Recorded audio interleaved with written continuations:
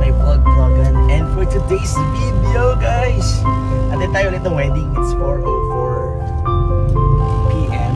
and it's March 2, 2026.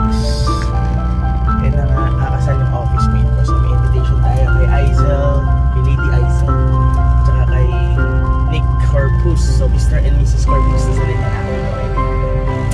Yun, dito sa Good Shepherd sa Fairview lang. So since malapit lang ako, actually straight away lang ako sa kanila, sa church. Kaso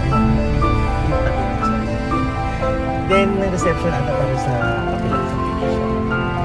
So yun lang, pinreunite ako sa mga office mates. So balita ko na dyan sila Mr. and Mrs. Bacando, office mates, sweethearts din dyan. Tapos ano pa ba, yung ibang office mates namin, hindi ko alam kung sinong invited, pero hopefully marami akong makita. And syempre tagal ko na silang di nakita, more than 8 years ata, ganyan. Kasi sa previous company ko pa to, sa Teleperformance. So sa account namin sa GlaxoSmithKline. Yun! Hi guys, shout out sa inyo. Yan na, malapit na ako ng church. Traffic pa. Ayun guys, so sakto na pag-park na tayo dito.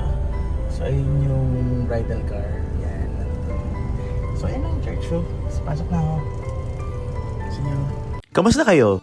Pagpasok ko pa lang ng church, agad ko napansin si Chris, former office mate ko. Medyo na-late na naman ako sa ceremony. Buti na lang, naabutan ko pa yung important moments. Kasama niya rin si Faye Bacanto, long-time boyfriend-girlfriend sila, and office mate sweethearts na talagang nagkatuluyan. Ang saya lang na makita ang mga ganitong love stories na nagsisimula lang sa workplace tapos nauwi sa forever. At syempre, hindi mawawala, nakita ko rin si TL Yen at si Christoph. Tama kayo, office mate sweethearts din sila at nagkatuluyan din. Nakakamiss makita ulit ang mga naging bahagi ng past work mo, lalo na kapag naging close mo sila. Parang mini reunion na rin. Si Nick 8 beses na niligawan si Lady at 7 beses siyang nabasted. Imagine that, grabe ang persistence. Pero sa pang-8 attempt niya, sinabi niya na last try na lang niya yon at finally, sinagot na siya. At ngayon, ayan, kinakasal na nga sila from almost giving up and finally finding the one. Ang ganda ng journey nila. Ngayon, they enjoy traveling together both local and international trips, living their best life as a married couple. May pag-game pa ang host kung sino ang unang makakaguess ng song at makakanta nito, sila ang unang pipila sa buffet table. At syempre, hindi nagpatalo si Faye.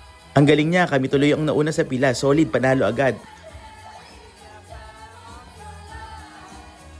Alam nyo ba na mas practical at less stressful ang pagkuha ng wedding event organizer kaysa sa DIY?